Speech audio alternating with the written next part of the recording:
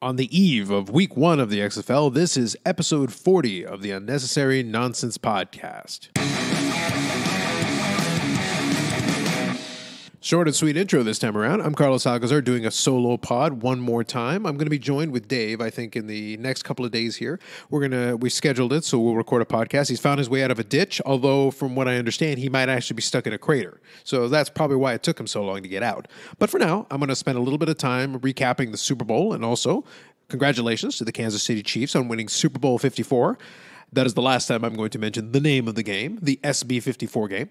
But a couple of different things came out of it. And first of all, I was really, really happy with the game itself. It was very enjoyable. Unfortunately, the weather was absolutely frightful outside on that day, and a lot of my associates were off doing their own thing. So it really became a matter of, do you want to go out to the pub and go check out the game, or do you want to stay inside? And the weather was bad enough, to be honest with you, that it was kind of good to stick around inside. So I had the big screen going on, I had cold beer in the fridge, and I had my snacks. So I was all set to sit down and enjoy a Super Bowl game. And it was an enjoyable Super Bowl on the whole, which was really a far cry from last year's snoozer. One of the interesting things that came about as a result of it is that almost immediately you get to enjoy. Now you're into the part that is the most fun. Obviously, the game itself is enjoyable, and you want to see who wins. And the storylines that were going to come out of that were as good as anything else that you could have hoped for, because you were looking at two teams that were on the verge of potentially having a championship window. Kansas City was really, really close last year. They minus one really dumb penalty, they could have very well been in last year's Super Bowl, and I think that would have been a more competitive matchup, to be honest with you. But on the other side of the coin, you had San Francisco putting together what was a really great team and having a really great season that all got undone in the last 7 minutes of the game. And now coming out of it, what do we have? We have Andy Reid winning his first Super Bowl after over 20 years as a head coach, which was a big deal, obviously, and it puts him into that pantheon of coaches of this era especially, because he already had all the other regular season accolades and consistency and 10-win seasons and all of that. And obviously he had managed to do it with all kinds of quarterbacks, from Donovan McNabb, and then having success as well with both Patrick Mahomes and then with Alex Smith before him. It's not like the Chiefs were a terrible team before Patrick Mahomes came, but Patrick Mahomes took what they could already do well and took it to another level, along with a great wide receiving core and along with Travis Kelce and just a great team in general on the offensive side of the football. Their Achilles heel going into it, and I talked about it a fair bit in last week's episode, really what it came down to was, did you have more confidence in the San Francisco 49ers defense holding down Kansas City versus the Kansas City defense being able to slow down what San Francisco had? The two kind of offset. The San Francisco offense, although they were prolific during the regular season, was not really built the same way. They had components that could certainly do the job, but they were really run heavy, especially throughout the playoffs. And obviously they demolished my Packers on the ground without really establishing any kind of a passing game. And the way most of Super Bowl 54 looked, see, I kind of violated my own rule there immediately. But the way it looked for the most part through, let's say, 3.5 quarters, is it looked like it was going to play out. And I had a decent little wager on San Francisco, and I don't mind losing. I'm okay with it, because in the end, I think the story that we're going to get out of it is a very interesting one. And there's two parts to it, really. Can Kansas City retool? Because I do think they have to make some adjustments. I don't think it's just a given that they're going to be back there. I think Baltimore will have something to say about the fate of the AFC. And were it not for the fact that Bill O'Brien is still employed and obviously has even more power in Houston, I would love their chances with Deshaun Watson to be able to make some noise there too. Although you never know. He has enough talent that maybe he can anyway, in spite of everything else. It's more in spite of rather than because of. But with all that said, I don't think it's going to be a cakewalk getting through the AFC next year. And in the NFC side, there are some teams that can compete, but there are some holes. There are some areas where teams are going to have to make adjustments. The Packers had a 13-win season, but I talked about, in speaking about the playoffs leading up to it, they were kind of fraudulent, although I liked some aspects of that team, and I can see potential in it, but they really do have to adjust to an aging quarterback who needs a little bit more help than he would have in his heyday. I'm more optimistic that they recognize this and will make the adjustments. And if they do, then I will be a lot more optimistic about the Packers for next year as opposed to this year. San Francisco could very well get back there, but it's going to take a lot of work. They're really going to have to reconsider and rethink. And I'm going to take a lot of the comments in the post-game with a grain of salt, because one of the things making the rounds with Kyle Shanahan was that he considered his play calls and had no regrets about them. I'm going to give him the benefit of the doubt, and I'm going to assume that he is saying that for public consumption. Because if he's not, if he genuinely believes that he didn't make any mistakes as a play caller in the game, then I genuinely don't know. Honestly, and I'm not exaggerating, I would fire the man on the spot. Because as gifted as he is in the offensive side of the football, at that point, I would have no choice. I pretty much would have to channel my inner Stephen A. Smith, and I can't do the high pitch. But my question then at that point would be, why not? Why on earth would you not be questioning your own play call in the biggest game of your career, and the second time you're in a game of this magnitude, and I'll allude to it more in a minute, but the second time you're in a game of this magnitude, but the first time you're in a game of this magnitude as the head coach, it is all on you. It is on your shoulders. You are the person who's making the big decisions. Nobody else around you. You can't blame the offensive coordinator. You're the one making the choices. You're the one making the decisions, and you're the one who decided to pass the football when everyone and their brother knew that, much like the game against the Patriots where you were the offensive coordinator of Atlanta, the correct play was to run the football. I don't need to be a 20-year veteran head coach like Andy Reid. I don't need to be a coach with 6 Super Bowl rings and 2 as a coordinator like a Bill Belichick. I don't need to be any kind of an executive or an expert or an NFL Hall of Famer. You run the football in that situation, because the worst that happens is that you fail to convert, you go to 4th down, you punt the football, but in the meantime, you got to eat 80 seconds and then potentially well over a minute off the clock, and at least made Kansas City's job harder. If nothing else, you made it harder, and that in of itself has some value, and that was the correct play. So Kyle Shanahan, if you don't think you made a mistake in that one, then I would sincerely reevaluate the profession that you've decided to take under. I think San Francisco has a chance to get back, but it's going to require some serious soul searching. And as I said earlier, I'm going to calm myself down, and I'm going to assume that he's saying that merely for public consumption, and I'm hoping that between Mike Shanahan, his dad, will look at the tape with him and go, no, there were some mistakes made here. There are things that can be done better. And if he learns this lesson, 3rd time's a charm, you never know, he can always get back there and put himself in that position one more time and make the right decision this time. It worked for Andy Reid, and it took him a little longer. But it's just, I found that flabbergasting, but at the same time, like I said, I'm trying my best to pretend that it is merely something the guy says. If I'm taking it in that context, then I'm cool with it. Say whatever you want. Just remember that there are lessons to be learned, and I hope you learn them. And I'm not going to rehash all of them, but, the 2 glaring ones. Let's just talk about the ones that everybody has been talking about because they're so glaring. They're so obvious. Not being more aggressive prior to the first half. The opportunity to put up some kind of points on the board, followed by having the kickoff in the second half. That's an opportunity you do not squander, especially if you think the other team can put up enough offense potentially to be able to cause you issues. Even a great defense is going to get tired. You have to control the football. That's where your running game came into play, because it would allow your defense to stay rested and then be able to come out and perform at their maximum capability.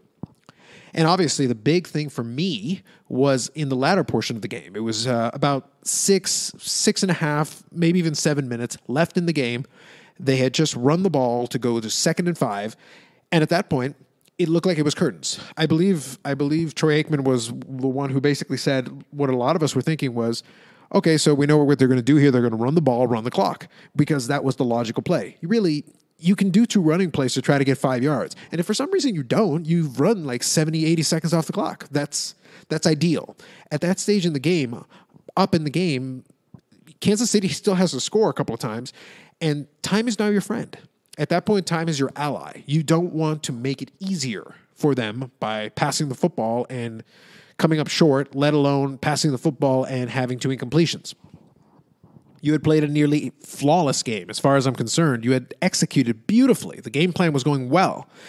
That was not the time to try to unleash Jimmy G, who had been very efficient up until that point, to be honest with you. And given the way that the the voting goes for the Super Bowl MVP, he was probably going to win the Super Bowl MVP if San Francisco had closed the deal and finished it off.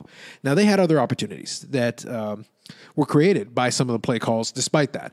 Almost all the sins committed in the last couple of minutes would have been forgiven if Jimmy G had been able to connect with the deep ball. With, I think, a minute and a half left in the game, that was like their last hurrah. That was their big opportunity to potentially steal victory from the jaws of defeat of their own creation.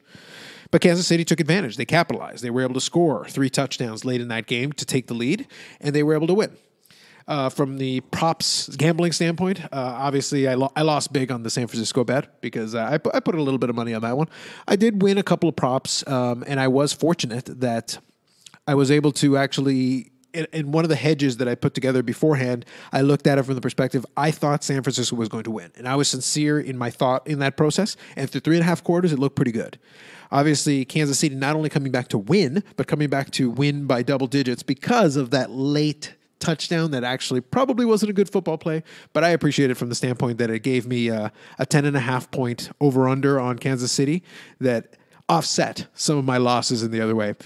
And I was the biggest letdown of the game, honestly, from my personal standpoint, was Demi Lovato really having a short rendition of the national anthem. I was going for over 2 minutes, and I'm very disappointed that Demi completely let me down on that one. And if you caught last week's episode, I had a lot of fun with little prop bets that you can make. I definitely didn't bet a lot of them because some of them were ridiculous, but there were a couple of fun ones, and it always adds a little spice to the game. If you're not interested in that kind of thing, then obviously, ignore that part of it, but it does add a little spice to it if you're interested in that kind of thing. Overall, though, I'm extremely thrilled and happy with the game. I'm very happy for Kansas City, the people there. It's been 50 years, Super Bowl 4 to Super Bowl 54. And I think it's a good story because they really do have a legitimate opportunity with a great coach and a great quarterback and a well-structured team. Obviously, they're going to have to pay Patrick Mahomes at some point here in the not-too-distant future, which is going to make things more complicated, which means the window might be kind of tight. It might be getting close to the point where they may have to try to reel off 1 or 2 more if they can manage it. Again, no givens, given the way that the AFC may improve next year. But if they're able to get to another game or two and maybe cash one in, it could really set the stage for Patrick Mahomes having an overall great Hall of Fame caliber career. I am not of the mindset that I'm going to give the man a gold jacket right now at this point in the game. But having a Super Bowl victory at age 24, having a Super Bowl MVP, although you could have made arguments for other players certainly, and having a regular season MVP and a 50-touchdown, 5,000-yard passing season by the age of 24 through 2 full seasons as a starter, pretty good start. Pretty good. And I don't think Andy Reid would mind the opportunity to potentially add another Lombardi trophy to his mantle case after so many years of getting close and being in the vicinity and being the NFC Championship and trying to get there and then falling short a multitude of times. It is funny, though, that at the end of the day, being as young as he is, Kyle Shanahan has now inherited the mantle from Andy Reid of being a guy who struggles with coaching decisions under pressure because he is going to get scrutinized. He was the guy in the offensive side of the ball responsible for the Atlanta Falcons blowing the 28-3 lead against the New England Patriots, continuing our national nightmare of New England continuing to be relevant when they probably should have faded out into oblivion by that point. And at the same time, I don't know. I would love to know if he thought that he made any bad play calls during that one. Although I would say that the Atlanta-New England Super Bowl was more justifiable in the sense that at least if you're going to throw the ball, the reigning MVP at that point, or the incumbent MVP, Matt Ryan, with the ability to throw to Julio Jones, at least you could justify it. In this case, Jimmy Garoppolo, while I think he could be a good quarterback, there's a lot of ifs coming up, but you're going to have to see if he continues to improve. But the point is, it was less justifiable in this one. There was absolutely no one in the world who thought it was a good idea outside of Kyle Shanahan to start throwing the ball when you were doing so well to control the clock and run it, especially when you were almost running out of time for the Kansas City Chiefs football season. Nonetheless, congratulations once again to the Chiefs. Best of luck to the 49ers in trying to get back there. If they do have a revenge tour next year, I think that'll be a very interesting storyline. I would love to see it. It would be fascinating, if nothing else. Now, with all that out of the way, that leaves us now a complete opening to consider and to focus our attention on. We took a collective breath. We took a week off. Well, actually under a week, minus a day. We took almost a week off to prepare ourselves for more football. It's time for week 1 of the XFL, and I want to be consistent on this because this podcast last year, and it's crazy that it's been basically a year. Last year spent a fair bit of time talking about the Alliance of American Football. Dave and myself spent quite a bit of time talking about the different weeks, right up until the point that things started to go south, and then obviously when the league folded. And there was a lot of unnecessary nonsense podcast extras on the YouTube channel, and that's going to be making a comeback because I really sincerely, from the bottom of my heart, want to see some spring football succeed. I want to see the football season continue, and I do think there is a place in the sports landscape for a quote-unquote minor league football product or a developmental league or a feeder system or whatever you want to call it, because right now you've got college, and then when those players are done their eligibility, you basically have to make it to the NFL or try to make a go at it in the CFL, or try to make a go at it in arena, which is sometimes there and sometimes not, and there's an indoor football league, and there's just a lot of variations, just straightforward 4-down football. You can have some rule changes and all that, but at the end of the day, when we look at the XFL product, it's 4-down football. It's not a dissimilar concept, even if the players aren't necessarily the names we know. Obviously, there are some players that are known from some other areas, maybe college, maybe another run in the NFL previously, but again, I'm going to temper everybody, and I think the XFL has done a good job with this by not overselling the league or trying to make it more than what it is. I think we have to bear in mind that at the end of the day, this is a league where these players are professionals and they're trying to potentially elevate themselves to the next level. There is room in the world because the last XFL produced a couple of players who did end up playing a little bit in the NFL. He hate me. Rod Smart did play in the NFL a little bit. Tommy Maddox had a run with the Pittsburgh Steelers. It's not like the NFL has an exclusive hold on all potential football talent. I would love to see that some other players maybe develop out of this league, maybe pick up some element of their game that was missing, that they weren't able to put together at the college level. And now with a little bit more game tape and some seasoning with some good coaches, because the league has some of these players could take that leap. But the key is going to be how watchable the game is, how fun it is, and there are some rules that I think we liked. And I talked about it a little bit with Dave earlier in a previous podcast episode. There was the running clock, which I think is going to be good. I think it can make for a better television product. That's why I'm looking forward to it more than anything else. We'll have a double header on Saturday, and I'm going to talk about those games in a second. But I think there is an enthusiasm for it. I think there's an enjoyment. I've already seen a whole bunch of XFL-related podcasts crop up and XFL, Instagram accounts talking about different aspects of the league. And we saw a little bit of that with the Alliance as well. And I'm hoping that some of that enthusiasm carries over. It is a shame that the Alliance never had the financing set up correctly to be able to do that. We talked about some of the pros and cons with that league and the XFL as well before it came out. And I don't think it's going to be the case in this one, although WWE did lose some money in their stock and in their shares, but Vince already sold some of that to fund the league previously. So I expect that they'll have deep pockets out of the gate, good television partners, because I can say I was shocked, obviously, when it was originally announced that they were working with ABC and with Fox and with ESPN. So at least you can say that you can find, you're definitely going to be able to find these games on proper, television. If you've got a regular cable package, you got it. If you got satellite, you probably have it. And there are obviously some streaming platforms that you can get that too. In Canada, where I am, the games are available on TSN, so we've got that. Lots of different options, and it is going to be readily available, so it's not like they're hiding it from us, which is probably a good thing. You want to get as many eyeballs on it as possible. I think there will be a curiosity factor in week one, just like there was last time, although I think the hype was much more last time, and they didn't overdo it this time, which I think was wise. I think the key was to build up the league slowly, and I think it was great that they played some games, kind of in background in secret, and had the ability to kind of hone and set people up. And I'm hoping that since some of these players did come from the Alliance and already got a chance to play a little bit last year, some of these guys are not coming in cold. They're actually coming in with a little bit of recent playing experience, so it should make for a better on-field product. So in that way, the Alliance at least kind of bequeaths some of these players to this league where now they're going to have a chance to continue playing. And I'm glad for that, and I think that'll be good. The last thing I'm going to say before I get into the week 1 games themselves is that I have part of the enjoyment that I've gotten of it is, as I said, is like this nascent XFL, fan community has started building up. Is that listening to some of these early XFL podcasts and YouTube channels and all that, is that I love that that some of them have been coming out with power rankings and things already, like previews on the teams. And obviously you can look at some of these players' college records, and you can look at some of these, if they played in the NFL at all, you can look at that from the scouting perspective. I'm not going to try to make any predictions, especially before week 1, because at this point, genuinely, even the players that you know something about, you don't know anything about them. You don't know what development they've done. You don't know if they've been playing recently. Or if they have, obviously other than training camp and all that, you don't know if maybe they've been coached up in a different way. How does the system going to go? What are the team's different playing styles going to turn out to be? And a lot of it is going to come based on the staff that has worked for these different teams, and how engaged they are and how ready they are. And I think some of these head coaches are going to take it as a challenge to take some players that maybe somebody else doesn't see the potential in and to bring them up to that next level. And that's where I think it could potentially be exciting, because some of the names maybe we haven't heard of could come out and break out into like little mini stars as far as this is concerned, because you are on network TV. So if you're able to put on some stand-up performances and the games are entertaining, keyword, entertaining. If the games are fun to watch, people will get into it. And some of these players have a chance to become stars in their own right. Even if they're not mega NFL caliber stars, they can still be, ones that fans will tune in to watch and enjoy.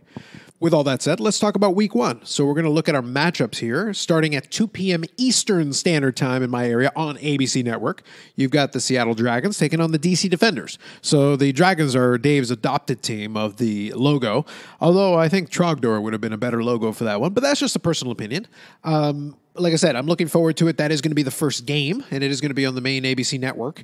I'm excited to see, really, in comparison to the AAF, and the reason why I'll harp on the AAF a little bit here is, first of all, the memories. It was almost a year ago that league started as well, and I was looking forward to it very much because they had that 1 year lead time on this league, and now the XFL is going to take their stab at it. And there's going to be some comparisons to be made because you're going to want to see what the television product looks like, because obviously that's going to be a big part of the viewing experience, in addition to the rules, in addition to the teams, how polished the product looks, and I'm looking forward to those elements of it, and we'll talk more about it in the coming weeks here.